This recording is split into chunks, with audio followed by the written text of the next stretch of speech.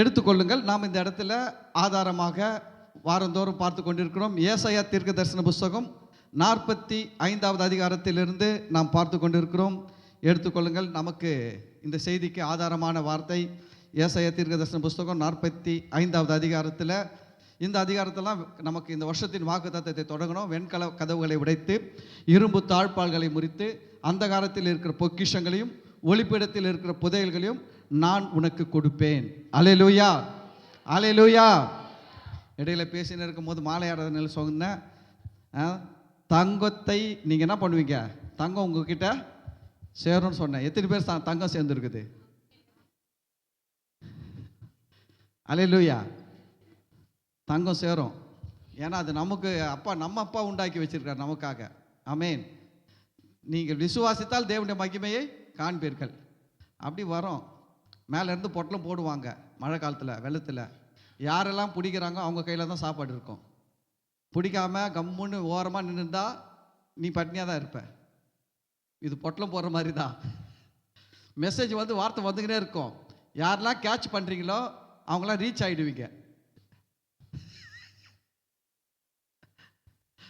சரி, அதனால் இந்த வருஷத்தின் வாக்குத்தத்தம் அதுதான். அந்த வாக்குத்தத்தத்தின் அடிப்படையில் நம்ம பார்த்து கொண்டு இருக்கிறோம். ஏசாயா 45வது அதிகாரத்தில் நிறைய வசனங்கள் பார்த்தோம். நிறைய பிரயோஜனமாக, எனக்கு பிரயோஜனமாக இருக்குது, எனக்கு ஆசீர்வாதமாக இருக்குது. ஆமேன்.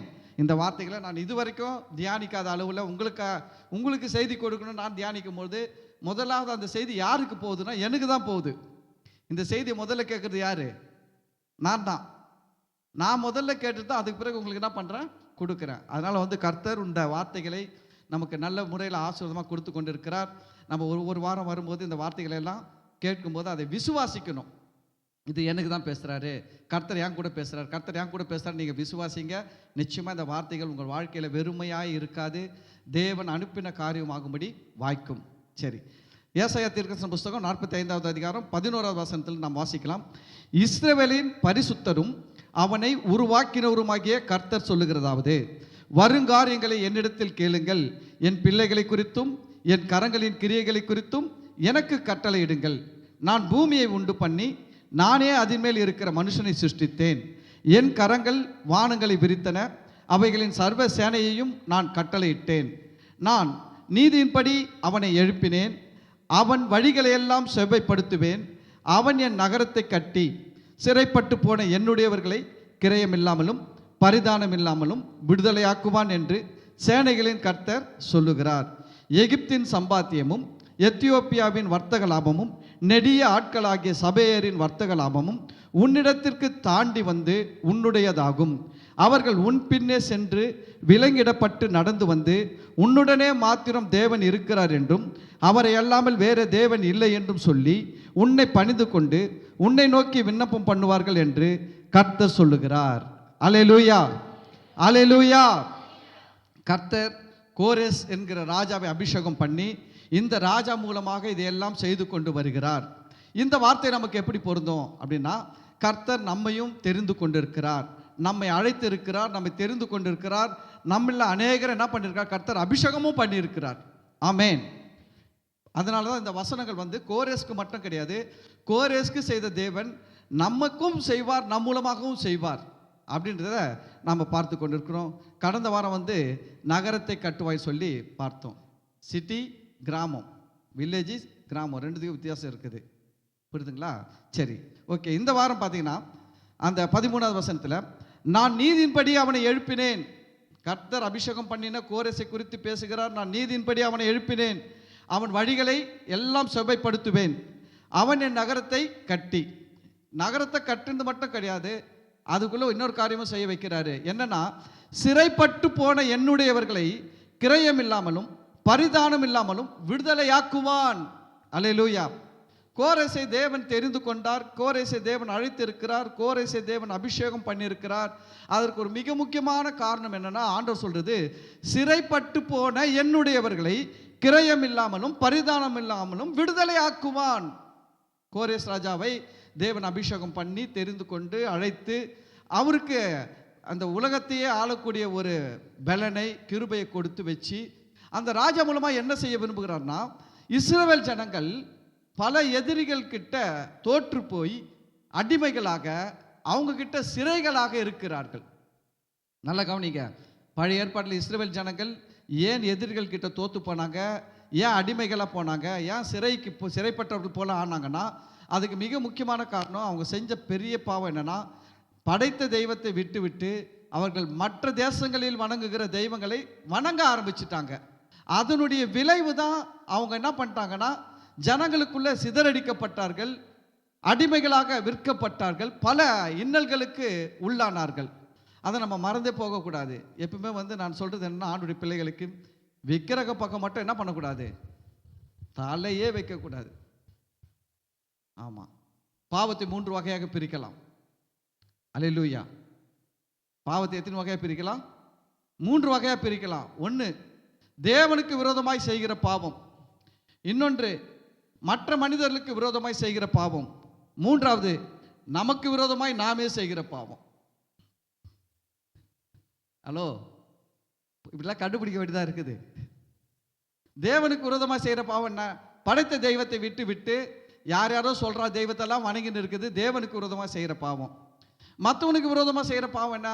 அவன் வீட்டு பொருளை திருடுறது, அவனை கொலை பண்ணுறது, அவனை ஏமாத்துறது, அவனை வேதனைப்படுத்துறது, இதெல்லாம் மற்றவனுக்கு விரோதமாக செய்கிற பாவம். நமக்கு விரோதமாக செய்கிற பாவம் என்ன? குடிக்கிறது, இந்த உடம்பை கெடுக்கிற காரியங்கள் எல்லாம் செய்கிறதுலாம் என்ன பாவம்? நமக்கு விரோதமாக நாமே செய்கிற பாவம். அல்லேலூயா. இதில் 2 பாவத்தை விட ஃபஸ்ட்டு சீனியர் எதுன்னு கேட்டிங்கன்னா, தேவனுக்கு விரோதமாக செய்கிற பாவத்தை தான் முதல்ல தேவன் விசாரிப்பார். அதுக்கு அடுத்தது மற்றவர்களுக்கு விரோதமாக செய்கிற பாவங்களை விசாரிப்பார். மூன்றாவது, நம்மளுக்கு விரோதமாக நம்ம செய்கிறதையும் விசாரிப்பார். ஏன்னா வசனம் சொல்லுது, நீங்கள் தேவனுடைய ஆலயமாய் இருக்கிறீர்கள் என்றும் தேவனுடைய ஆவி உங்களில் வாசமாய் இருக்கிறார் என்றும் அறியாது இருக்கிறீர்களா? இந்த சரீரம் மண்ணுக்கு போகிற சரீரம் தான். ஆனால் இதுக்குள்ளே யார் இருக்கிறாரா? தேவனுடைய ஆவியானவர். ஆமென்.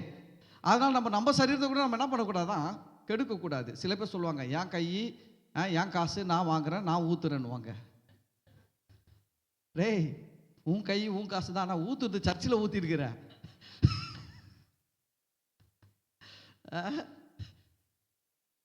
ஒன்று தெரியுங்களா, இந்த சரீரத்தை குறித்து ரொம்ப ஆச்சரியமான காரியங்கள்லாம் இருக்குது. ஹாஸ்பிட்டல் போய் பாருங்கள். நீங்கள் படுக்க வேணாம், நல்லா இருக்கும் போதே ஹாஸ்பிட்டல் போய் பார்த்தீங்கன்னா, நான் சொல்கிறேன், நீங்கள் கர்த்தரை துதிப்பீங்க, இன்னும் நல்லா இருப்பீங்க. ஹாஸ்பிட்டல் பக்கம் போய் பாருங்கள். எவ்வளோ பேருக்கு என்னென்னமோ வியாதிங்க, என்னென்னமோ சொல்கிறான். டாக்டருங்க சொல்கிறத கேட்கும் போது மண்டை காஞ்சி போகுது. நான் சொல்கிறேன், இந்த நரம்புன்றான், அந்த எலும்புன்றான், அந்த பகுதின்றான், இதுன்றான், அதுன்றான். ஜெபம் பண்ணிக்கங்க. ஒரு காரியத்தை உங்கள் கூட பகிர்ந்து கொள்ள விரும்புகிறேன். நான் மத்தியில் ஏசுதாஸ் பாஸ்டர் பேசியிருக்காரு அடிக்கடி. அவருக்கு ரொம்ப உடம்பு முடியாமல் ரொம்ப சீரியஸாக இருக்கிறாரு. அவருக்காக போயிட்டு ஹாஸ்பிட்டலில் போயிட்டு நேற்றெல்லாம் சனிக்கிழமை காலையில் 9 மணிலேருந்து ஒரு 2:30 மணி வரைக்கும் இருந்தேன் அவருடைய ஹாஸ்பிட்டலில். அவர் கூட இருந்தேன். ஆனால் அவர் அன்கான்ஷியஸில் இருக்கிறாரு. அவருக்கு என்னென்னா, நம்மளுடைய ஈரல் இருக்குது பார்த்தீங்களா, அந்த ஈரல் 500 வேலைக்கிட்ட செய்தான் கிட்டத்தட்ட. இதுலேருந்து பிளட்டு நரம்பு வழியாக உடம்புக்கே போகுதான். இதில் வயிற்றுக்கு போகிற நரம்பில் என்ன ஆகிட்டு இருக்குதுன்னா, நரம்பு ரொம்ப வீக் ஆகி ஏற்கனவே ஓல்ஸ் விழுந்துட்டுருக்குது. இந்த ஓல்ஸ் விழுந்ததுனால என்ன ஆகிட்டு இருக்குதுன்னா, அந்த பிளட்டு போகிற பிளட்டு அந்த ஓல்ஸ் வழியாக என்ன பண்ணுது, வயிற்றுக்குள்ளே போகும்போது அந்த வயிற்றில் இருக்கிற அந்த ரத்தம் கட்டியாக ஆகி அது ரத்த வாந்தியாக வெளியில் வருது. இது ஏற்கனவே அவருக்கு ட்ரீட்மெண்ட் பண்ணாங்க. அப்போது அவருக்கு அவர் பொண்ணுக்கு கல்யாணம் பண்ண வேண்டிய சூழ்நிலை, ஆள் இல்லை, அவர் ரொம்ப கஷ்டத்தில் இருந்தார். அப்போ நான் போய் ஜெபம் பண்ணும்போது ஆண்டவர் பேசினார், நான் ஜீவனை கொடுப்பேன், அவர் பெண்ணுக்கு அவர் திருமணம் செய்வார், அதுக்காகவே நான் ஜீவனை கொடுப்பேனாரு. ஜெபம் பண்ணோம். நான் கர்த்தர் கிருபையினால ஜீவனை கொடுத்தாரு. கல்யாணமும் முடிச்சிடறாரு. 3 வருஷம் ஆயிடுச்சு. இப்போது அது போல் திரும்ப வந்திருக்குது. இப்போ டாக்டர்கிட்ட போகும்போது என்ன சொல்கிறாங்கன்னா, அவங்க ஒரு பைப்பு மாதிரி சொல்கிறாங்க, ஒரு பழுப்புக்குள்ளே தண்ணி வருதுங்க. ஒரு பழுப்புக்குள்ளேருந்து என்ன வருது, தண்ணி வருது. பழுப்பு ரொம்ப வீக் ஆகி போச்சு. தண்ணி ஓரளவுக்கு ப்ரெஷர் இல்லாமல் வந்தாவது என்ன பண்ணலாம், போவோம், கொஞ்சமாக தான் லீக் ஆகும். ஆனால் உள்ளே வர தண்ணி ப்ரெஷராக வருது. அதாவது பிளட்டு ப்ரெஷரில் வருதான். பிளட் ப்ரெஷர் அதாவது நார்மலாக 5 லெவலில் வரணுமா ப்ரெஷரு, ஆனால் அவருக்கு 25 லெவலில் ப்ரெஷர் வருதான். 5 மடங்கு அதிகமாக வரதுனால அவங்க என்ன சொல்கிறாங்கன்னா, ஒரு இடம் ஓட்டாகி பழுப்பு ஒழுகுது, நம்ம ஏதோ ஒன்று வச்சு பூசி கீசி சரி பண்ணுறோம், பண்ண உடனே இன்னொரு இடத்துல ஓட்ட விழுது. அதை சரி பண்ணால் இன்னொரு இடத்துல ஓட்டை விழுது. இப்படி வந்து என்ன பண்ணுது, நிறைய இடத்துல ஓட்டை விழுது. ஏன்னா ப்ரெஷர் உள்ள அதிகமாக வருதுனால. எங்களுக்கே புரியல என்ன செய்யணுன்ட்டு, ரொம்ப குழப்பத்தில் இருக்கிறோன்ட்டு பேசுனாங்க. அப்போல்லாம் அதை பார்க்கும்போது நான் ஒன்று நினச்சேன், நம்ம இன்னைக்கு ஜீவனோடு இருக்குது அவருடைய பெரிதான கிருபை. டாக்டர்களாலே அவங்க சொல்கிறதான் கேட்கும்போது நம்மளுக்கு ஆச்சரியமாக இருக்குது. நம்ம உடம்புல ஒரு நரம்பு, ஒரு ரத்த நாளம், நரம்பு, ஒவ்வொரு அவயவம் நல்லா இருக்குது தேவனுடைய கிருபை தான். நான் சொல்கிறேன் உங்களுக்கு, நம்ம சபை ஜனங்க சொல்கிறேன் விசேஷமாக, நான் வந்து உங்கள் கையிலலாம் ஒரு புக்கு கொடுக்கணுன்னு விரும்புகிறேன். சுகமாக இருக்கிறதுக்கு ஒரு புக்கு ஒன்று ரெடி பண்ணி கொடுக்குறேன். அதெல்லாம் நீங்கள் தினந்தோறும் வாசிச்சிங்கன்னா நான் சொல்கிறேன் ரொம்ப நாளைக்கு நல்லா இருப்பீங்க. அது வந்து வாசிக்குதுன்னா அது வந்து ஏதோ என்னுடைய சொந்த கருத்து கிடையாது. முழுக்க முழுக்க முழுக்க 100% தேவனுடைய வார்த்தை தான். அதில் தேவனுடைய வார்த்தை தவிர ஒன்றுமே கிடையாது. அது ரெடி பண்ணி இருக்கிறோம், ரெடி பண்ணி கொடுக்குறேன் நான். ஏன்னா அது ரொம்ப முக்கியம். நான் காசு பணம் கூட சம்பாரிச்சிடலாங்க, ஜீவன் போனால் ஜீவன் வராது. சுகம் போச்சுன்னா ரொம்ப கஷ்டம். ஆமேன். அதனால் கர்த்தருக்கு நன்றியாக இருங்க. நான் சொல்கிறேன், கர்த்தருக்கு நன்றியாக இருங்க. நிறைய பேர் பார்த்தீங்கன்னா நன்றி கேட்ட தனமா ஞாயிற்றுக்கிழமையும் போய்த்துக்கின்னு சபைக்கு வராமல் தூங்குறது, இதெல்லாம் நல்லது கிடையாது. ஆனால் என்னால் சொல்ல தான் முடியும், ஆனால் நல்லது கிடையாது. இதெல்லாம் நல்லது கிடையாது. ஏன்னா ஜீவனை கொடுத்துருக்கிறார் கர்த்தர். போய் ஹாஸ்பிட்டலில் படுக்க வேண்டிய சூழ்நிலை ஆயிடுச்சு, கிட்னி ஃபெயிலியர் ஆயிடுச்சு, கல்லீரல் கெட்டு போச்சு, நல்ல ஈரல் கெட்டு போச்சுன்னா அவள் தான் தீர்ந்து போச்சு கதை. அங்கே போயிட்டு சம்பாரிச்ச சொத்தெல்லாம் எழுதி கொடுத்துட்டு வர வேண்டியதாகிடும். போயிடும், ஒரு செகண்டில் போயிடும் எல்லாம். டாக்டர் ஒன்றும் கிடையாது, தம் துண்டு சின்னதாக ஒரு ஆப்ரேஷன் பண்ணால் கூட 1 லட்சம் ரூபா. நீங்கள் இங்கே பேசுவீங்க எல்லாம், அங்கே பேச முடியாது. ஒரே வார்த்தை சொல்லுவான், போ ஜிஹெச்சு போன்றுவான், இல்லை ஓமதுரார் போன்றுவான். அங்கே ஓமதுரார் ஜிஹெச்சில் போனால் அங்கே நல்ல ட்ரீட்மெண்ட்லாம் இல்லை, நல்ல ட்ரீட்மெண்ட் இருக்குது. ஆனால் உங்களுக்கு முன்னாடி 100 பேர் பத்துனுக்குறான். டாக்டர் என்ன சொன்னா தெரியுமா, நீ மட்டும் தான் பேஷண்ட்டா, அவனுக்கு முன்னாடி 100 பேர் பத்துனுக்குறான். அவன் பேஷண்ட் இல்லை, நான் அவனு பார்க்க வேணாம், அவனுக்கு உன்னமாக தானே கஷ்டம், என்ன நீ 101 தான் வந்துட்டு குதிக்கிறேன்னுவான். அதனால் நம்ம தேவனுக்கு நன்றியாக இருக்கணும். ஆமேன். சரி, இப்போ இந்த வசனத்தில் சிறைப்பட்டு போன என்னுடையவர்களை கிரயம் இல்லாமலும் பரிதானம் இல்லாமலும் விடுதலை ஆக்குவான் அப்படின்ட்டு கோரஸை குறித்து சொல்லும் போது, இந்த ஜனங்கள் தேவனுக்கு விரோதமான பாவத்தை செய்தார்கள், மற்றவர்களுக்கு விரோதமான பாவத்தை செய்தார்கள். அதனால் இவர்கள் எதிரிகள் கிட்ட சிறையாக போகிறார்கள். இப்போ இவங்க சிறையாக போயிட்டா கூட கர்த்தர் இவங்க மேலே அக்கறையாக இருந்து இவர்களை மீட்பதற்காக கோரேஸ் என்கிற ராஜாவை அபிஷேகம் பண்ணி, இந்த ராஜாவை உலகம் முழுவதும் ஆளக்கூடிய ஒரு பலனை, ஒரு கிருபையை அந்த ராஜாவுக்கு கொடுத்து ஒரு வெற்றியாளனாக வைத்து, அந்த ராஜா மூலமாக இந்த ஜனங்களை என்ன பண்றாருன்னா தேவன் விடுதலையாக்க செயல்படுகிறார். அல்லேலூயா. சரி, இப்போ இந்த கோரேஸ் தேவனை குறித்து நம்ம சில காரியங்களை பார்க்கலாம். தேவன் பார்த்தீங்கன்னா அவருடைய பிள்ளைகள் அடிமைகளாக இருப்பதை தேவன் விரும்புவதில்லை. நம்ம வந்து நான் எப்படி இருக்கக்கூடாது, அடிமையாக இருக்கக்கூடாது. நம்ம பார்த்தீங்கன்னா எதுக்கெல்லாம் அடிமையாக இருக்கணும் கணக்கு போட்டோன்னு வச்சுங்களேன். பணத்துக்கு அடிமையாக இருக்கிறோம். எதுக்கு அடிமையாக இருக்கிறோம்? ஆமாம், பணம் நம்மை நடத்தக்கூடாது, பணத்தை நாம் நடத்த வேண்டும். நம் கையில் பணம் இருப்பது தவறு இல்லை, பணத்தின் கையில் நாம் இருப்பது தான் தவறு. சில பேர் பார்த்து இருக்கிறீங்களா, பாக்கெட்டில் பணம் இருந்தால் ஆளே தெம்பா இருப்பார், அவர் நடையே ஒரு விதமாக இருக்கும், பேச்சே ஒரு விதமாக இருக்கும், எல்லாமே நல்லா இருக்கும். பாக்கெட்டில் பணம் இருந்தால், பாக்கெட்டில் பணம் இல்லைன்னா எப்படி இருப்பார்? அப்போ அந்த நடையே ஒரு விதமாக இருக்கும், அந்த பேச்சோ ஒரு விதமாக இருக்கும் இல்லை? பாக்கெட்டில் பணம் இருந்தால் ஒரு விதம், பணம் இல்லைனா ஒரு விதம். அதுதான் நம்ம வந்து சரி பண்ணிக்கணும். நம்ம வந்து நம்ம மனசை சரி பண்ணணும். சில பேரை சொல்லுவாங்க பார்த்துருக்கீங்களா, இந்த வயசு பசங்களை தான் பார்க்கணும், மைனர் ஜாலி மணி பர்ஸு காலி. ஒரு பாயில் ஒரு பைசா இருக்காது, ஃபேர் அண்ட் லவ்லி போட்டு பவுடர் அடிச்சுட்டு லுங்கிய பட்சி கட்டிட்டு சுற்றிட்டு கிடப்பான். ஏய் ஒரு டீ குடிக்கிட்டா, ஒரு 10 ரூபா கொடுறா, யார்கிட்ட அதுடா 10 பைசா கூட இல்லைடா. ஒரு வகையில் அவனே பரவாயில்ல, அட்லீஸ்ட் அவன் படம் இல்லைனா கூட எப்படி இருக்கிறான், சந்தோஷமா இருக்கிறான் இல்லை? ஆனால் நம்ம பாருங்க, நிறைய பேர் எதில் இருக்கிறோன்னா பணத்து கையில் இருக்கிறோம். பணம் சில பேருக்கு பணத்தில் குறைஞ்சிட்டா கூட அவங்களுக்கு சந்தோஷம் போயிடும். பேங்க் அக்கௌண்ட்டில் வச்சுருப்பாங்க, 1 லட்சம் வச்சுருப்பாங்க, அதில் ஒரு 2000 ரூபா குறைஞ்சிட்டு இருக்கும். மூஞ்சிலாம் உம்முன்னு ஆகிடும். என்னான்னு கேட்டால் 2000 ரூபா குறைச்சிடுச்சு. அதெல்லாம் தூக்கி போட்டு போங்கப்பா. 2000 ரூபாயில் 20,000 ரூபா கூட குறையிட்டுப்பேன். என்ன போ வந்துடும், விடு, சந்தோஷமாயிரு, பிரியாணி வாங்கி சாப்பிடு. அதுக்காக மூஞ்சியெல்லாம் உம்முன்னு வச்சுக்கின்னு அக்கௌண்ட்லேருந்து 1,00,000 அப்படி இத்தனை டிஜிட்லேருந்து இப்போ இத்தனை டிஜிட் 1 டிஜிட் கம்மியாயிடுச்சு 2000 ரூபா குறைஞ்சதுனால. அதெல்லாம் விட்டுருணும். நம்ம ஆண்டுடைய பிள்ளைகள் எப்போவுமே எப்படி இருக்கணும் தெரியுமா? சந்தோஷமாக இருக்கணும். ஆமென். எப்படி இருக்கணும்? பக்கத்தில் பார்த்து சொல்லுங்கள், எப்பொழுதும் கர்த்தருக்குள் சந்தோஷமாக இருங்கள், சந்தோஷமாக இருங்கள் என்று மறுபடியும் உங்களுக்கு சொல்லுகிறேன். இது வசனம்.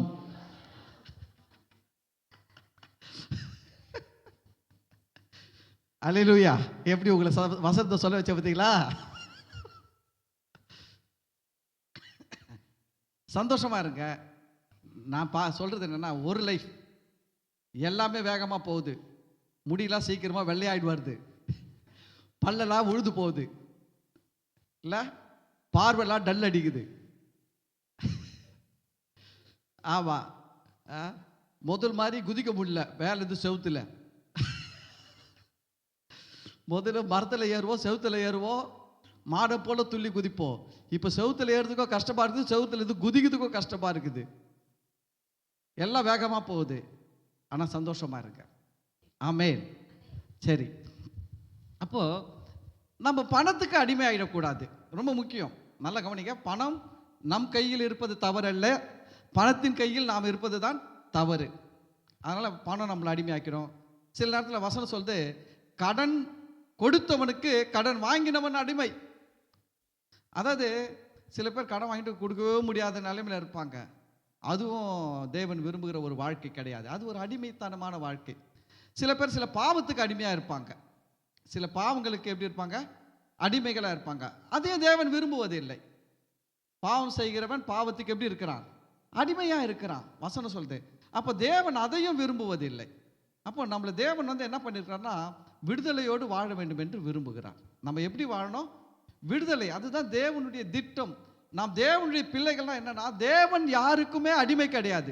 தேவன் யாருக்கும் எதற்குமே அடிமையே கிடையாது. தெரியுங்களா? அப்போ அவருடைய பிள்ளைகளாகிய நாம கூட எப்படி இருக்கணும்? யாருக்கும் எதற்கும் அடிமைகளாக இருக்கவே கூடாது. அல்லேலூயா. அப்போ பழைய ஏற்பாட்டில் பார்த்தீங்கன்னா, இந்த பூமியில் இப்போ இருக்கிற மாதிரி இல்லை. பழைய ஏற்பாட்டை பார்த்தீங்கன்னா, ஜனங்களை விலைக்கு வாங்கி அடிமைகளாக வச்சிருப்பாங்க. விலைக்கு வாங்கி என்ன பண்ணியிருப்பாங்க? அடிமையாக வச்சிருப்பாங்க. அவன் சாகிற வரைக்கும் இவங்ககிட்ட இவங்க என்னென்ன வேலை சொல்கிறாங்களோ செய்யணும். எப்போ கொடுக்குறாங்களோ அப்போ தான் சாப்பிட முடியும். அவன் பசி எடுக்கிற நேரத்தில் சாப்பிட முடியாது, இவங்க கொடுக்குற நேரத்தில் தான் சாப்பிட முடியும். ஏன்னா அடிமையாக வச்சுருந்தாங்க. எடுத்து போய் வாங்கிடுவாங்க. யோசேப்பை பாருங்க, 20 வெள்ளி காசுக்கு என்ன பண்ணிட்டாங்க? சொந்த அண்ணன் தம்பிகளை விற்றுட்டாங்க. அந்த மீதியானர் வாங்கிட்டு போயிட்டாங்க. வாங்கிட்டு போயிட்டு ஒரு இடத்துல விட்டான், அப்புறம் இன்னொரு இடத்துல விட்டான். ஏன்னா அடிமை. பொருள் மாதிரி விற்றுருவாங்க. சந்தையில் நிற்க வச்சு, மார்க்கெட்டில் நிற்க வச்சு போய் பாருங்க. இப்போல்லாம் ஏலம் விடுறாங்களான்னு தெரியல. சரி விடுறாங்க, நைட்டில் விடுறாங்க. புடவை ஏலம் விடுறாங்க இப்போல்லாம். பார்த்துருக்கீங்களா? ஹலோ, நீங்களாம் பார்க்கலையா? நான் தான் பார்க்குறேனோ. நைட்டு டைமில் போனால் சின்னதாக ஒரு வண்டியை நிறுத்தி வச்சு, அந்த வண்டியாண்ட ஒரு லைட்டை போட்டு, புடவை ஏலம் ஏலம் ஏலம் 150 கேட்குறவங்க கேட்கலான்ட்டு அப்படி பார்த்துன்னு இருக்கிற மாதிரி ஏலம் விடுற மாதிரி அந்த காலத்தில் நான் பார்த்துக்கிறேன். நிறைய பொருள் ஏலம் விடுவாங்க. அப்போது யோசேப் மக்களையும் ஏலம் விட்டு அடிமைகளாக வாங்கினாங்களாம். அது போல் அடிமைகளாக வாங்கும்போது அந்த பழக்கம் பழங்காலத்துலலாம் இருந்திருக்குது. அப்படி இருக்கும்போது கர்த்தர் அதில் என்ன சொல்கிறாருன்னு கேட்டிங்கன்னா, லேவியராகமம் 25வது அதிகாரம் 47வது வசனம் 48 49 பாருங்கள். பழைய ஏற்பாட்டில் சொல்கிற வார்த்தை கவனிங்க.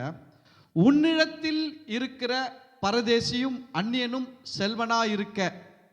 நல்லா கவனிக்கணும். லேவியராகமம் ஃபஸ்ட்டு ஆதியாகமம், அடுத்தது யாத்திராகமம், அடுத்தது லேவியராகமம். 3வது புஸ்தகம் பழைய ஏற்பாட்டில் 25வது அதிகாரம் 47வது வசனம். உன்னிடத்தில் இருக்கிற பரதேசியும் அந்நியனும் செல்வனா இருக்க. நம்ம இப்போ அந்த சூழ்நிலையில் இருக்கிறோமா இல்லைங்களா? நம்ம ஆண்டுடைய பிள்ளைகளாக இருக்கிறோம். ஆண்டவரை அறியாத மற்ற ஜனங்களாம் எப்படி இருக்கிறாங்க? எப்படி இருக்கிறாங்க? நல்ல பணக்காரங்களாக இருக்கிறாங்க. இப்போ பேசுகிறாரு. அது போல் அந்த காலத்தில் இஸ்ரவேல் ஜனங்களுக்குள்ளவே நிறைய ஜனக்கூட்டங்கள் இருந்தாங்க. அப்போ அவங்கள பற்றி பேசுகிறாரு. உன்கிட்ட இருக்கிறவன் ஒருத்தன் என்ன வணங்காத ஒருத்தன், அவன் எப்படி இருக்கிறான்? செல்வனாக இருக்க. அவனிடத்தில் இருக்கிற உன் சகோதரன் தரித்திரப்பட்டு அந்த பரதேசிக்காவது அந்நியனுக்காவது பரதேசியின் குடும்பத்தில் எவனுக்காவது அவன் விலைப்பட்டு போனால். இப்போ என்ன சொல்கிறான்னா, அவன் என்னை வணங்காதவன். இஸ்ரவேல் ஜனங்கள், நீங்கள் என்னை வணங்குகிற ஜனங்கள். என்னை வணங்காதவன் அவன் ஒரு பணக்காரனாக இருக்கிறான். ஆனால் என்னை வணங்குற நீ ஒரு ஏழையாக இருக்கிற, பரதேசியாக இருக்கிறான் ஒருத்தன். அவன்கிட்ட என்ன கேட்டான்? விலைக்கு வாங்கிட்டான். அவன் விலைக்கு வாங்கி வச்சு அடிமையாக வச்சிருக்கிறான். அப்படி இருக்கும் பொழுது கர்த்தர் என்ன சொல்கிறாருன்னா, அவன் விலைப்பட்டு போன பின்பு திரும்ப மீட்கப்படலாம். அவன் சகோதரில் ஒருவன் அவனை மீட்கலாம். என்ன சொல்றாரு? யார் மீட்கணுமா? அப்போ நீங்க யோசிக்கலாம், என்ன ஆண்டவரே, அவன் உங்களை வணங்கல, அவன் பணக்காரனா இருக்கிறான், இவன் வணங்குறான், இவன் ஏழையா இருக்கிறான். கவனிங்க, நிறைய விஷயம் பார்த்தீங்கன்னா தேவன் நிறைய காரியங்களில் நம்ம கிட்ட தான் பொறுப்பை கொடுக்குறாரு. நம்ம நினைக்கிற மாதிரி 100% தேவன் நம்ம வாழ்க்கையில் செய்வது கிடையாது. நல்லா கவனிக்க. நிறைய பேர் என்ன நினைக்கிறாங்க? சோத்திரம் பண்ணியே மாங்காவை பழுக்க வச்சிடலான்னு நினைக்கிறாங்க. சோத்திரம் பண்ணி மாங்காய் பழுக்காது. சோத்திரம் பண்ணி சோறு வேகாது. சோத்திரம் பண்ணா 1000 இல்லை 10,000 சோத்திர பலி விட்டா கூட அரிசி சோறா மாறாது. நம்ம ஆளுங்க என்ன நினைச்சிட்டு இருக்கிறாங்க? இப்படியே சோத்திரம் சொல்லி எல்லாத்தையும் அவரை செய்ய வச்சிடலாம். இல்லை, நீங்க செய்ய வேண்டியது நீங்க செய்யணும். நம்மகிட்ட தேவன் நிறைய பொறுப்புகளை கொடுத்துருக்கிறார். நம்ம இந்த உலகத்தில் இருக்கிற எல்லா ஜீவன்களை பார்க்கலும் விசேஷித்த விதமாக சிருஷ்டித்து இருக்கிறார். தெரியுங்களா? நமக்கு நிறைய தாளந்துகளை கொடுத்து வச்சிருக்காரு. டாக்டருங்க சொல்றாங்க, நம்மளாம் யூஸ் பண்றது நம்ம பிரெயின்ல இருக்கிற பவர்ல ஒரு 5% 5% கூட யூஸ் பண்றது இல்லையா? நம்ம மூளையில் இருக்கிற பவரை நம்ம எத்தனை % கூட யூஸ் பண்றது இல்லையா? ஆமா, பெரிய பெரிய ராக்கெட் அது எது கண்டுபிடிக்கிறானே, அவனே 10க்கு உள்ளதான் யூஸ் பண்றானா. அப்ப எத்தனை கேஸ் 1 கூட யூஸ் பண்ணாம இருக்குதுன்னு தெரியல. ஒன்னும் யூஸ் பண்ணாது. அவ்வளவுதான். அப்படிலாம் இருக்கிறாங்க. அப்போ என்னன்னா, ஆண்டவர் நம்மளை விசேஷித்த விதமா உண்டாக்கி வச்சு என்ன விரும்புகிறார்னா, நாம் செயல்பட வேண்டும் என்று தேவன் விரும்புகிறார். சும்மா இப்படியே போய் இப்படியே வந்தோம், போதுமென்ற மனதுடன் கூடிய தெய்வ பக்தியே மிகுந்த ஆதாயம் அப்படின்னு சொல்லியே சில பேர் சோம்பேறியா இருக்கிறதுக்கு அவங்க யூஸ் பண்ற வசனம். ஏன் வேலை செஞ்சு சம்பாதிக்க மாட்டேன்ற, ஒரு முன்னேற மாட்டேன்ற வசனம் என்ன சொல்லுது பாஸ்டர்? போதுமென்ற மனதுடன் கூடிய தெய்வ பக்தியே மிகுந்த ஆதாயம். சிக்கன் சாப்பிட்டு மட்டும் போதும்னு சொல்ல மாட்டான். கல்யாணத்தில் விட்டு பாருங்க, வீட்டில் வேணாம், கல்யாணத்தில் கொண்டு போய் உட்கார வச்சு பாருங்க. சிக்கன் போடும் போது 2 பீஸ் போட்டோன்னா போதும் சாமி அப்படின்றானா? வயா இங்க என்ன 2 போடு, நிறைய சாப்பிட்டா வயது போ, அதெல்லாம் நான் பார்த்துக்கிறேன், நீ போடு. அப்போ அங்கே மட்டும் போதும் கிடையாது. வேலை செஞ்சு முன்னேறணும்னா மட்டும் என்ன வேணும்? என்ன வந்துடும்?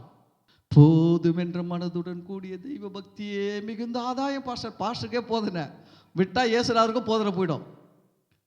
அதனால கவனிங்க, இது என்னன்னா சோம்பேறிகள் சொல்லுகிற வார்த்தை.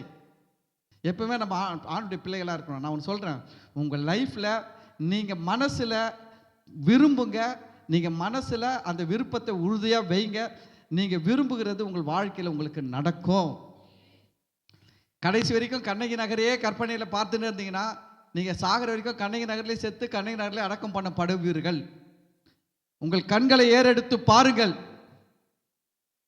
கொஞ்சம் மனசில் இருக்கிற கண்ணெல்லாம் தூக்கி பார்க்கணும். பார்த்து சும்மா நான் இங்கே இருக்க மாட்டேன், நான் கர்த்தர் என்னை ஆஸ்வதிப்பார், நான் நல்லா வீடு வாங்குவேன், இடம் வாங்குவேன், வீடு கட்டுவேன், என் குடும்பம் நல்லா இருக்கும், பிள்ளைகள் நல்லா இருக்கும், நான் என் குடும்பம்லாம் நல்லா என்ன பண்ணுவோம், நல்ல ஒரு கார் வாங்குவோம், காரில் போவோம் வருவோம், 4 பேருக்கு உதவி செய்வோம், 4 பேருக்கு ஹெல்ப் என்ன பண்ணுவோம், எங்களால் முடிஞ்ச பெரிய பெரிய உதவிகளாக செய்வோம், நாங்களும் நல்லா இருப்போம், 4 பேருக்கும் உதவி செய்கிறோம், நான் நல்ல நிலைமையில் இருப்பேன். இப்படி நீங்கள் உங்களை நினைக்க தான் நீங்கள் நல்ல நிலைமைக்கு வருவீங்க.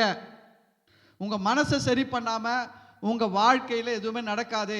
நான் சொல்கிறேன், இன்னைக்கு நீங்கள் இருக்கிற நிலைமையை எப்போ நீங்கள் நினச்சிருக்கிறீங்க? உங்கள் மனசில் நினச்சதுல தான் இப்போ இருக்கிறீங்க. சில பேர் அதுலேயே தேங்கி நின்றுட்டீங்க. தண்ணி ஓடிக்கினே இருந்தால் தண்ணி நல்லா இருக்கும். தண்ணி தேங்கி நின்றுச்சுன்னா பாசி பூச்சி போவோம், கெட்டு போயிடும், நாத்தடிக்கும்.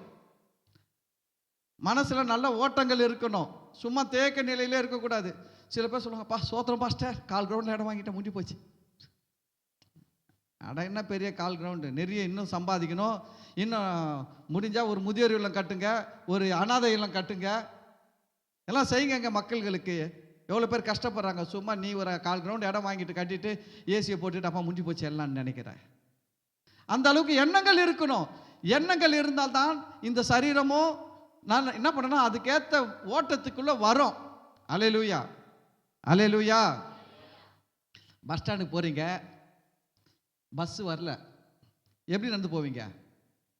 ஆடி அசைஞ்சு அப்படி கைவீசமா கைவீசு, கைவீசமா கைவீசு நடந்து போவீங்க. பஸ் ஸ்டாண்ட் போயின்னுக்கிறீங்க, பஸ் அங்கேருந்து திரும்பிட்டான், நீங்க போறதுக்குள்ள அவன் வந்து நின்றுடுவான். இப்போ எப்படி போவீங்க? பார்த்தீங்களா எப்படி போவீங்க தெரியுங்களா? சொல்ற கேள்வி. இப்போ கைவீசமா கைவீசு பண்ண மாட்டீங்க, அடிச்சு பூச்சி ஓடுவீங்க. ஓடி போய் பிடிறாத பஸ். ஏன் இந்த சரீரம் எப்படி வேலை செஞ்சது? மனசு. மனசு என்ன சொல்லுது?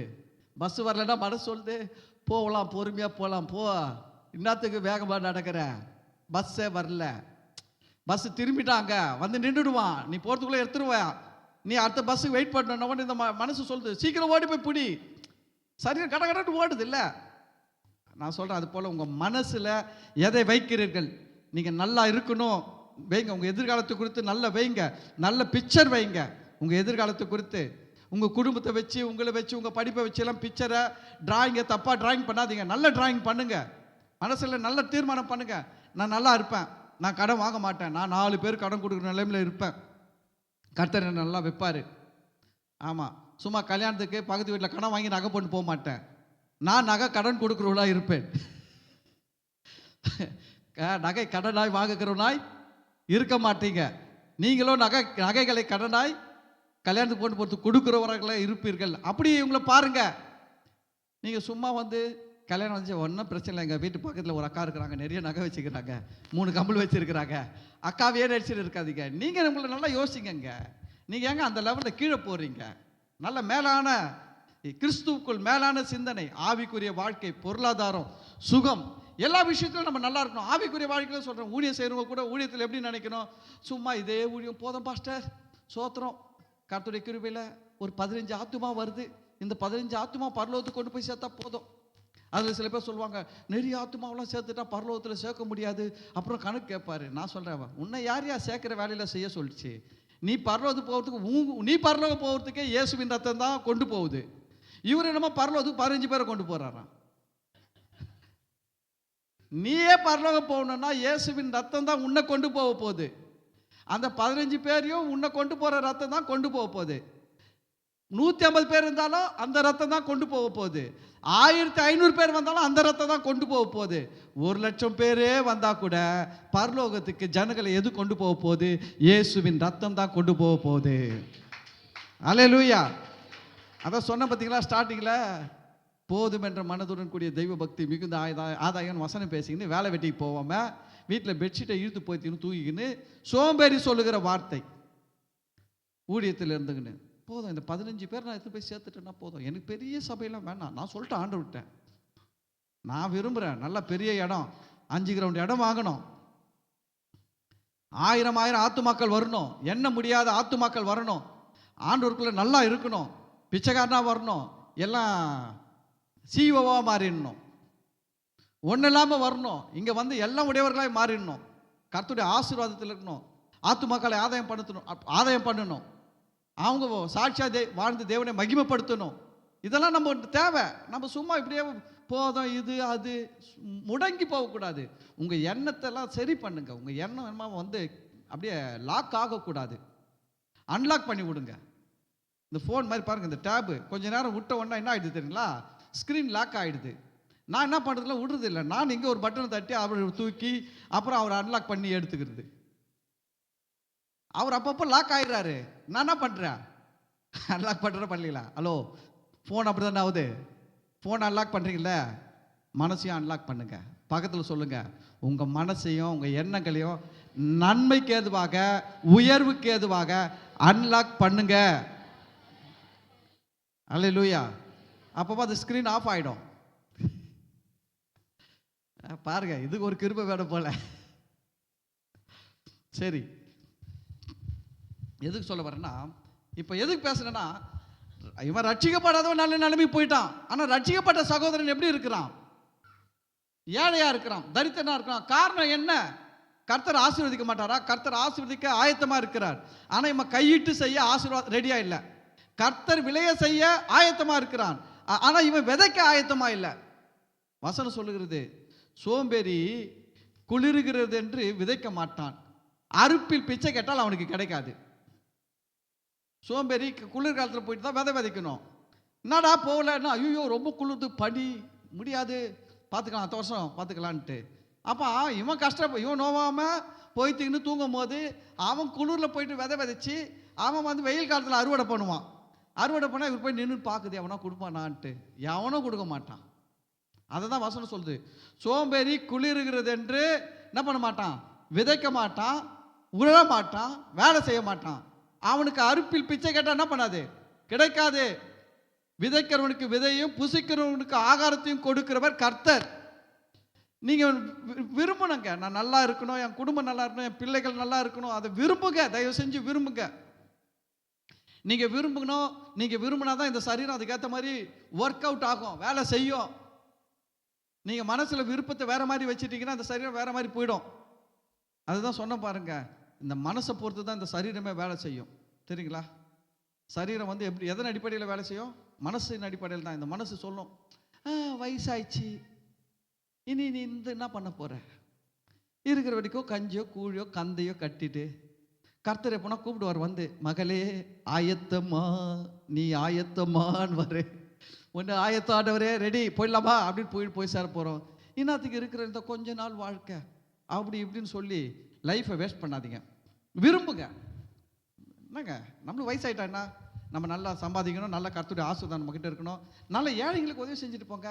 படிக்க பிள்ளைகளுக்கு படிக்க புக்கு இல்லை, காசு இல்லை, ஒரு பையனுக்கு ஃபீஸ் கட்டிட்டு போங்களே, ஒரு பையனுக்கு 4 புக்கு வாங்கி கொடுத்துட்டு போங்க பிள்ளைங்களுக்கு. உங்களால் முடிஞ்சதை செஞ்சுட்டு போங்க கர்த்தர்கிட்ட. எதுக்கு வேஸ்ட் ஆக்குறீங்க? உங்கள் மேலே ஆசீர்வாதம் இருக்குது. நீங்கள் கையிட்டு செய்கிற வேலையில் கர்த்தர் ஆசீர்வதிக்க அவர் கிருபை உள்ளவராக இருக்கிறார், தயவு உள்ளவராக இருக்கிறார். அப்போ நம்ம வேலை செஞ்சால் கர்த்தர் ஆசீர்வதிப்பார். நம்ம என்ன பண்ணுறோம்? வேலை செய்யாமல் காலத்தை வீணாக்குகிறோம். புரியுதுங்களா? எதுக்கு சொல்கிறேன்னா, இந்த ஏன் வானத்தையும் பூமி படைத்த மெய்யான தெய்வத்தை வணங்குறவன் ஏன் தரித்திரனா இருக்கிறான், ஏன் ஏழையாக இருக்கிறான், ஏன் பிச்சைக்காரனாக இருக்கிறான்னா, அவனுக்கு அந்த விருப்பம் இல்லை. ஆனால் அவன் வந்து வணங்காதவனுக்கு அந்த விருப்பம் இருக்குது, அவன் உழைக்கிறான். சரிங்களா? மைக் டைசன் குறித்து இப்போது கொஞ்சம் செய்திலாம் படித்தேன், ஏற்கனவே படிச்சிருக்கிறேன், இப்போ படித்தேன். இப்போ என்னென்னா, அவருக்கு 58 வயசு. 58 வயசு ஆள் 28 வயசு கூட ஃபைட் பண்ணார். ஃபைட் பண்ணி சின்ன ஒரு ரொம்ப பெரிய லீடிங்கில் இல்லை, சின்ன லீடிங்கில் ரொம்ப குறைவான ஸ்கோரில் தான் தோத்துட்டார். இந்த மைக் டைசன் ஒரு காலத்தில் எவனுமே அடிக்க முடியாது, குத்து சண்டை வீரர், எவனுமே அடிக்க முடியாது. ஃபர்ஸ்ட் ரவுண்ட்லேயே காலி பண்ணுவார், நாக் அவுட். ஃபர்ஸ்ட் ரவுண்ட்லேயே எழுச்சிக்கவும் முடியாது, அந்த அளவுக்கு அடிப்பார். செம பாடி பில்டரு, நல்ல ஃபைட்டரு, நல்ல குத்து சண்டை வீரர். இந்த மைக் டைசனை குறித்து அவர் சொன்ன ஸ்டேட்மெண்ட் படிக்கும்போது ரொம்ப ஆச்சரியமாக இருந்தது. மைக் டைசன் கிட்ட கேட்குறாங்க, நீங்கள் 4 மணிக்கெல்லாம் எழுந்திருக்கிறீர்களாமே? அவர் சொன்னார், நான் 4 மணிக்கு எழுந்திருக்கல, 4 மணிக்கு ஓட ஆரம்பிச்சிடுறேன், நான் அதுக்கு முன்னாடியே எழுந்திரிச்சிடுறேன்றாரு. 4 மணிக்கு ஓடுறாராம், 4 மணிக்கு ஓட்டத்தை தொடங்குறாருன்னா அதுக்கு முன்னாடியே எழுந்திரிச்சிடுறாராம். அப்போ அவர் சொல்கிறாரு, என் எதிரி 3 மணிக்கு ஓடுகிறான் என்று தெரிந்தால் நான் 3 மணிக்கே நான் 2 மணிக்கு ஓட ஆரம்பிப்பேன். என் எதிரி 2 மணிக்கு ஓடுகிறான் என்று தெரிந்தால் நான் 1 மணிக்கு ஓட ஆரம்பிப்பேன். என் எதிரி 12 மணிக்கு ஓடுகிறான் என்று தெரிந்தால் நான் தூங்காமலே ஓட ஆரம்பிப்பேன். உலகத்தான் முன்னேறத்துக்கு உழைக்கிறான், அவனுக்கு தேவனுடைய ஆசீர்வாதம் கிடையாது, தேவனுடைய கிருபை கிடையாது, அவன் வந்து சுயபலத்தில் முன்னேறான். ஆனால் நமக்கு என்ன சொல்ல தெரியுமா? வசனம் சொல்லுது, கர்த்தரின் ஆசீர்வாதமே நமக்கு ஐஸ்வர்யத்தை தரும், எல்லாவற்றையும் தரும். நமக்கு கர்த்தருடைய ஆசீர்வாதம் இருக்குது. ஆனால் நம்ம என்ன பண்ணுறோம்? அந்த ஆசீர்வாதத்தை வச்சு முன்னேறாமல் எல்லாவற்றையும் வீணாக்கிக்கணும் உட்காந்து கிடக்கிறோம். நான் சொல்கிறேன், செய்யுங்க. கர்த்தர் உங்களுக்கு கொடுத்துருக்கிற தாளந்துகளை பயன்படுத்துங்க. நல்லா வாங்க. ஆவிக்குரிய வாழ்க்கை, பொருளாதாரம், சுகம் எல்லா விதத்திலையும் நீங்கள் நல்லா இருக்கணுன்ட்டு நான் விரும்புகிறேன். இப்போ இவன் ஏன் ஏழை ஆகிட்டான், தரித்திரன் ஆகிட்டான்னா, இவன் வந்து பயன்படுத்தலை தேவனுக்காக. அதனால் இவன் இப்படி ஆகிட்டான். அதை நம்ம புரிஞ்சுக்கணும். ஏன்னா வசனத்தை படிக்கும் போது எனக்குள்ளே ஒரு கேள்வி வந்துச்சு. என்ன ஆண்டவரே, இவன் அந்நியன் பரதேசி எப்படி இருக்கிறான், செல்வனாக இருக்கிறான், உண்மை வணங்குகிற வானத்தையும் பூமி படைத்த சர்வ வல்லமை உள்ள தெய்வத்தை வணங்குகிற இவன் எப்படி இருக்கிறான், ஏழையாக இருந்து தரித்திரப்பட்டு போயிட்டான். ஆனால் அடுத்த வசனம் சொல்லுது பாருங்க, அவன் விலைப்பட்டு போன பின்பு திரும்ப மீட்கப்படலாம், அவன் சகோதரரில் ஒருவன் அவனை மீட்கலாம். இப்போ என்னன்னா, இவன் தரித்திரனாக இருக்கிறான், ஆனால் இவனை மாதிரி இருக்கிற இன்னொருத்தன் நல்லா இருக்கிறான். அவன் எப்படி நல்லா இருக்கிறான்? ஹலோ, அப்போ ஆண்டவர் வந்து இவனை வந்து ஏழையாக வைக்கணுன்றது தேவனுடைய திட்டம் கிடையாது, தேவனுடைய சித்தம் கிடையாது. அப்போ இவனை ஏழையாக வைக்கணும்னு திட்டம் சித்தம்னா இன்னொருத்தனையும் எப்படி தான் வச்சிருப்பாரு, ஏழையாக தான் வச்சிருப்பாரு. எல்லாரும் ஏழையாக தானே இருந்திருக்கணும். அப்போ எப்படி ஒரு ஆள் நல்லா இருக்கிறாங்க, ஒரு நாள் நல்லா இல்லை அப்படின்னா அவங்களுடைய எண்ணங்கள் தான். சிலருடைய எண்ணங்கள் நல்லா இருக்கணும், நல்லா முன்னேறணும்னு கிடையவே கிடையாது. சம்பாதிக்கணும், நல்லா சாப்பிடணும், நல்லா குடிக்கணும், அவ்வளோதான். அதுக்கு மேலே ஒன்றும் கிடையாது. சம்பாதிக்கணும், நல்லா செலவு பண்ணணும், வீணாக்கிடணும். நான் சொல்கிறேன் கேளுங்க, சம்பாதிங்க, காசை கொஞ்சம் சேமித்து வைங்க, கஞ்சத்தனம் பண்ணி கருமித்தனம் பண்ணி சேர்த்து வைக்காதீங்க, சந்தோஷமாக வாழ்ந்துன்னே சேர்த்து வைங்க. வைத்த வாயை கட்டி சேர்த்து வைங்கன்னு சொல்ல மாட்டேன். ஆமாம், தனக்கு மிஞ்சினது தான் தானம். முதல்ல உங்கள் சரீரத்தில் நல்லா சாப்பிடுங்க, நல்ல உடை உடுத்துங்க, அப்புறம் சேர்த்து வைங்க, நல்லா வாங்க. நான் பார்த்துருக்கேன் பாருங்க, கர்த்தர் என்கிட்டலாம் காசு கொடுத்தாருன்னா நல்லா சாப்பிடுவேன், நல்லா பண்ணுவேன். காசு இருந்ததுன்னா என்ன பண்ணுவேன், போயிட்டு நகை வாங்கிட்டு வந்து வச்சுப்பேன். நான் நகை இப்போ தாங்க கொஞ்ச நாளாக தான் இந்த மோதிரம்லாம் கூட போடுறேன். நான் எதுவுமே எனக்கு நகை மேலெலாம் அவ்வளோ பற்று கிடையாது. அடப்போ அதில் என்ன இருக்குது, எல்லாம் ஒன்றும் இல்லை. என்னை பொறுத்தவரையில் இந்த மோதிரத்தை போடுறத விட எவர் சில்வர் மோதிரம் தான் ரொம்ப பிடிக்குமே. ஏன்னா இதை விட எவர் சில்வர் மோதிரம் ரொம்ப நல்லா பளபளன்னு இருக்கும், தெரியுங்களா உங்களுக்கு? ஹலோ, ரொம்ப இல்லை, விலையோ கம்மி, 2 ரூபா 50 காசு, 3 ரூபா 5 ரூபா கொடுத்தா எவர் சில்வரில் சூப்பராக கிடைக்கும். நல்லா இருக்குங்க, ரொம்ப அழகாக இருக்கும். இதுனா கோல்டுனா ஜொலிக்குது, அதை விட அது அதிகமாக ஜொலிக்கும். அப்போ என்னன்னா, அப்போ நகை வாங்கி வாங்கி வச்சிருவோம். கையில் காசு இருந்தால், எங்களுக்கு சொல்லி கொடுத்த பாஸ்டர் என்ன சொன்னார்னா, நோட்டாக இருந்தால் செலவாயிடும், கோல்டாக இருந்தால் செலவாகாது. அது உண்மைதான். கையில் பாக்கெட்டில் நோட்டாக வச்சு பாருங்க, அப்படி ஒரு ரவுண்ட் போயிட்டு வந்து பாருங்க, அதில் கொஞ்சம் கம்மியாயிடும். ஆனால் மோதிரம் போட்டு போயிட்டு வந்து பாருங்க, அது அப்படியே இருக்கும், குறையவே குறையாது. ஹலோ, எப்படி வசதி? நோட்டா வச்சு சுத்த போறீங்களா, கோல்டா போட்டு சுத்த போறீங்களா? கோல்டா போட்டு சுத்துனா கோல்டாவே இருக்கும். நோட்டா வச்சு சுத்துனீங்கன்னா நோட்டெல்லாம் டாட்டா காட்டிட்டு போயிடும், செலவாயிடும். எனக்கு சொல்லி கொடுத்த பாஸ்டர் அப்போ அப்படிதான். நல்ல மனுஷன், போய் சேர்ந்துட்டார் கர்த்தர்கிட்ட.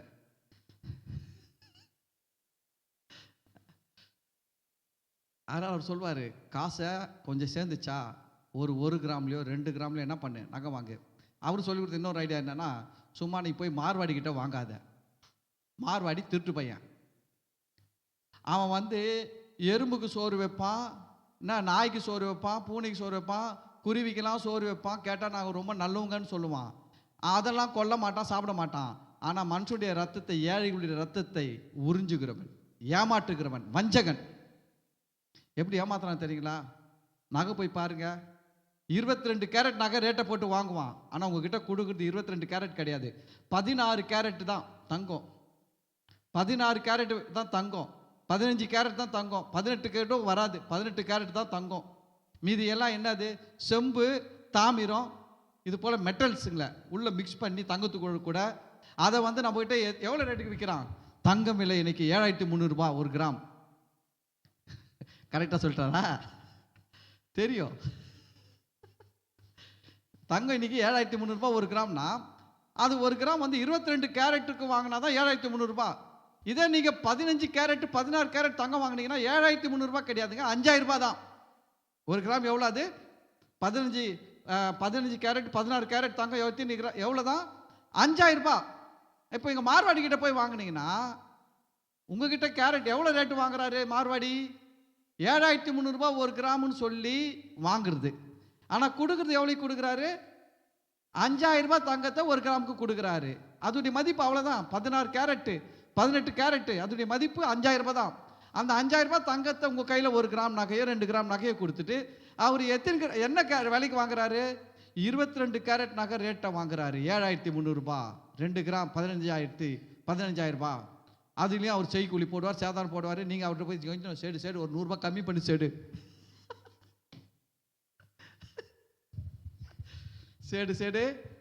ஒரு 100 ரூபாவது கம்மி பண்ணி ரவுடாக்கு கட்டுப்படி ஆகாது. நம்மளுக்கு கம்மி ரேட்ல கொடுக்குறான், கட்டுப்படி ஆகாதுன்றான்.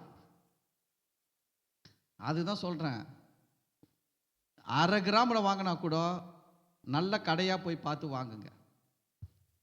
அவன் சொல்ற ரேட்டு கொடுத்து வாங்கிடுவான். இப்போ பேரமே பேசாத அவங்ககிட்ட போய். இந்த மார்வாடி என்ன பண்றான், 7300 ரூபாய் தங்கம்னு சொல்லி கூட்டி கழிச்சு உனக்காக நம்மளுக்கு 1000 ரூபாய் கம்மி பண்ணியிருக்கிறான்னு சொல்லி ஒரு சவர நகையில் 1000 ரூபாய் கம்மி பண்ணியிருக்கான்னு சொல்லுவான். நம்மளுக்காக 1000 ரூபாய் கம்மி பண்ணிட்டான் பார்த்துக்கோ அப்படின்னுவான். ஆனால் எவ்வளோ சம்பாரிச்சிட்டான்?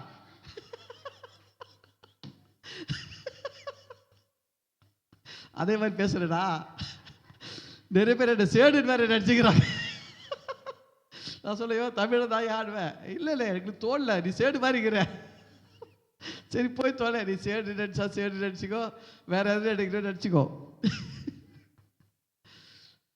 1 கிராமுக்கு 2000 ரூபாய் சம்பாரிச்சாங்க. 8 கிராமுக்கு எவ்வளோ சம்பாரிச்சான்?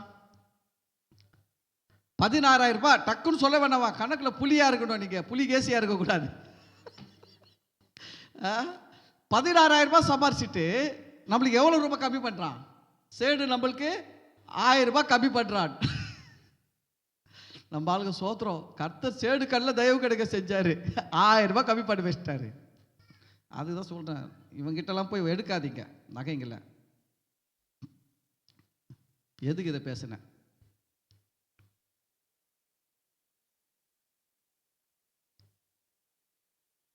நகைகள் வாங்கணும், ஆனா எங்க வாங்கணும் அதுதான் முக்கியம். ஆண்டவர் காசு கொடுத்தாருன்னா பஸ் பேர் செலவு பண்ணின்னு போயிட்டாவது நல்ல கடையில் 22 கேரட்டு 916 வாங்கணும். 916 தவிர எதுவுமே வாங்கக்கூடாது.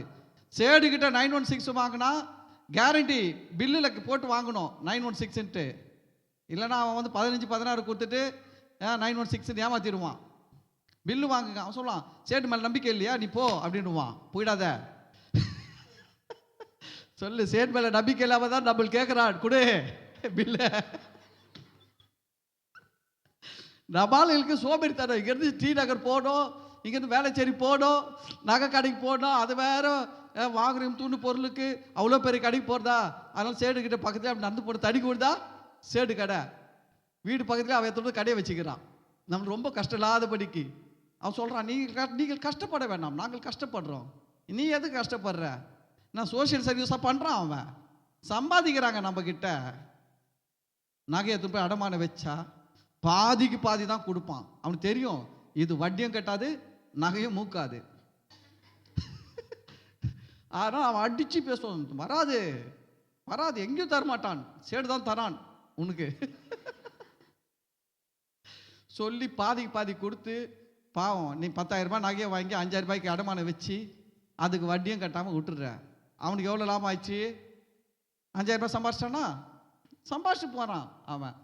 அதனால் நான் என்ன சொல்கிறேன்னா, இந்த கோல்டு வாங்கணும்னா தயவு செஞ்சு கொஞ்சம் நல்ல கடைங்களாக போய் வாங்கிடுங்க. இந்த வீட்டாண்ட இருக்கிற சேடு கடை, மார்வாடி கடை, அந்த கடை, இந்த கடை, இதெல்லாம் வேணவே வேணாம். சரி, அதனால் எங்கள் பாஸ்டர் சொன்னதுனால அவர் இதெல்லாம் சொல்லி கொடுத்தாரு. நான் கொஞ்சம் சேடுங்களை பற்றி டீட்டெயிலாக சொல்லி கொடுக்குறேன். அவர் ரொம்ப அப்படி நாசுக்காக சொல்லி கொடுத்தாரு, நான் ரொம்ப விலாவரியாக சொல்லி கொடுத்துட்டேன் உங்களுக்கு. அதனால் சேடுங்கிட்ட எடுக்காதீங்க, தயவு செஞ்சு எடுக்காதீங்க. சேடுங்கெல்லாம் கோச்சிங்கன்னா கூட எனக்கு கவலை இல்லை.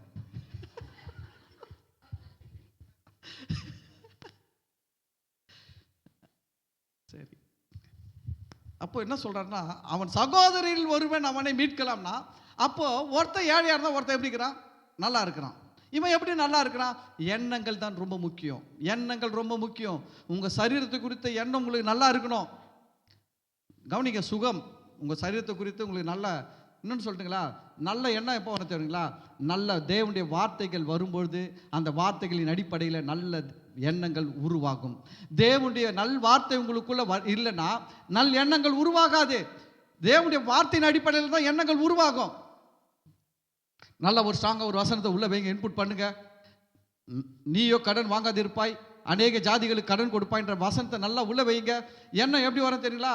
நான் கடன் வாங்க மாட்டேன், நான் நிறைய பேர் கடன் கொடுப்பேன். இப்படியே எண்ணம் வந்ததுன்னா உங்கள் வாழ்க்கையில் நீங்கள் அதுக்கேற்ற மாதிரி யோசிப்பீங்க. உங்கள் லைஃப் ஸ்டைலில் அது உங்கள் வாழ்க்கை அது போல் போகும். எண்ணத்தை வைங்க. நான் இயேசு கிறிஸ்துவின் காயங்களால் அவருடைய தழும்புகளால் சுகமானேன். அவருடைய கோத்திரங்களில் பலவீனப்பட்டவன் ஒருவனாகிலும் இல்லை. காண்டா மிருகத்துக்கு ஒத்த பலன் எனக்கு உண்டு. இது போல் நல்ல வார்த்தையெல்லாம் பேச வைங்க. நான் சொல்கிறேன், உங்கள் எண்ணம் எப்படி இருக்கும் தெரியுங்களா? நான் சுகமாவேன், நான் நல்லா இருப்பேன், என் சரீரம் நல்லா இருக்கும்னு என்ன இருக்கும். நீங்கள் இதை வைக்கலைன்னா என்ன ஆகும்? சொல்லுவாங்க, 40 வயசு ஆகிட்டாலுமே ஒரு ஃபுல் செக்கப் எடுத்துக்கணும். எதுக்கு? என்னன்னா வியாதி இருக்குது டாக்டர் சொல்லிடுவார். நீ அந்த வியாதியை சுமந்துக்குன்னு அது கூடவே வாழ்ந்து கதையை முடிச்சிடணும். நீ சொல்லுங்க, 40 வயசுல 80 வயசு ஆனாலும் செக்கப் இதில் எடுக்கிறேன். நான் செக்கப் எதில் எடுக்கிறேன்? ஸ்கேனில் இல்லை, பைபிளில் எடுத்துக்கிறேன். பைபிளில் எடுத்த செக்கப் சொல்லுது, அவருடைய காயங்களால் அவருடைய தழும்புகளால் குணமானீர்கள். உனக்கு எதிராக ஒரு வழியாய் வரும் வியாதி, உனக்கு எதிராக ஒரு வழியாக வரும், 7 வழியாக ஓடி போவோம். ஸ்கேன் எங்கே எடுக்கணும்? பைபிளில் எடுக்கணும் ஸ்கேனை. டாக்டர்கிட்ட போய் 5000 10,000 கொடுத்து எடுக்காதீங்க. காடிக்கை போயிட்டு போட்டுட்டு ஸ்கேன் எடுத்துக்கங்க.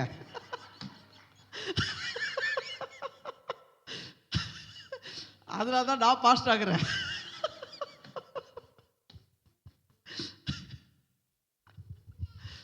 யோசிக்க, அங்கே கொடுக்கணும்னா மட்டும் கஷ்டம் இருக்காது டாக்டர் கிட்ட. ஆனால் இங்கே கொடுக்கணும்னா மட்டும் பாஸ்ட் பற்றியா எப்படி கேட்டாரு? வசனம் சொல்லுகிறது, வாரி இறைத்தான் ஏழைகளுக்கு கொடுத்தான், அவன் நீதி என்றைக்கும் நிற்கும். ஆமாம், வாரி இறைத்து விருத்தி அடைவாரும் உண்டு, அதிகமாய் பிசிறித்தனம் பண்ணி வறுமை அடைவாரும் உண்டு. சந்தோஷமா இருக்க வசனம் தாங்க நம்மளுக்கு. இதை விட பெரிய சொத்து உலகத்தில் எதுவும் கிடையாது.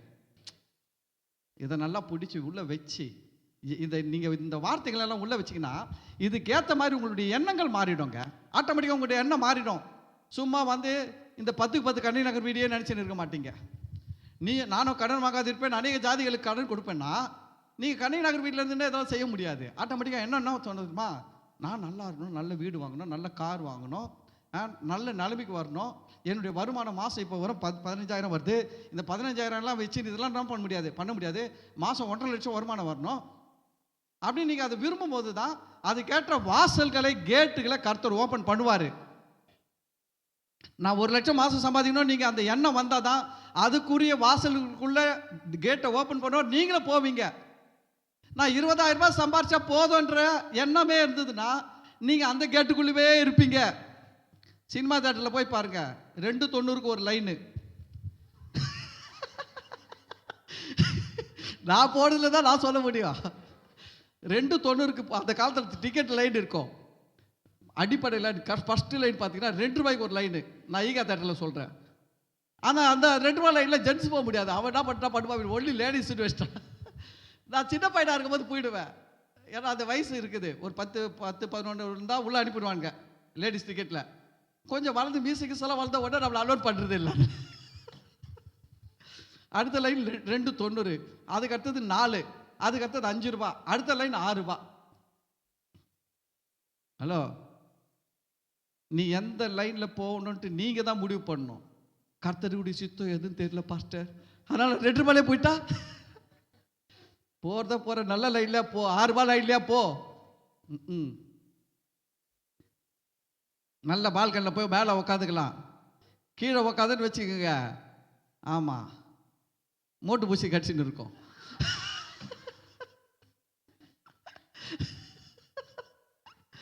ரொம்ப அனுபவம் இருக்குதுல்ல, என்ன பண்ணுறது. ஆனால் பைபிள் முடியல, செய்தி முடியல, எனக்கு செய்தி தொடரும். ஆனால் அடுத்த வாரம் சந்திப்போம். கர்த்தர் நம்ம மூலமாக என்ன விரும்புகிறாருன்னா, அவர் நாம் எதற்கும் அடிமைகளாக இருக்கக்கூடாது. ஆமே, நாம் எதற்கும் அடிமைகளாக இருக்கக்கூடாது. உலகத்தான் பாடின ஒரு பாட்டு, அடிமைகளாய் பிறந்து விட்டோம், அதை மட்டும்தான் மறந்து விட்டோம். எப்படி பிறந்துட்டோமா? அடிமைகளாக பிறந்துட்டோமா, ஆனால் அதை மட்டும்தான் மறந்துட்டோமா? சரி, அதனால் கர்த்தர் உங்களை ஆசீர்வதிப்பார். ஓகே, இந்த நாளில் இதோடு நான் செய்தியை முடிக்கிறேன். தொடர்ந்து இந்த செய்தி அடுத்த வாரம் தொடரும். கர்த்தர் உங்களை ஆசீர்வதிப்பார். நாம் எல்லாரும் எழுந்து நிற்போம்.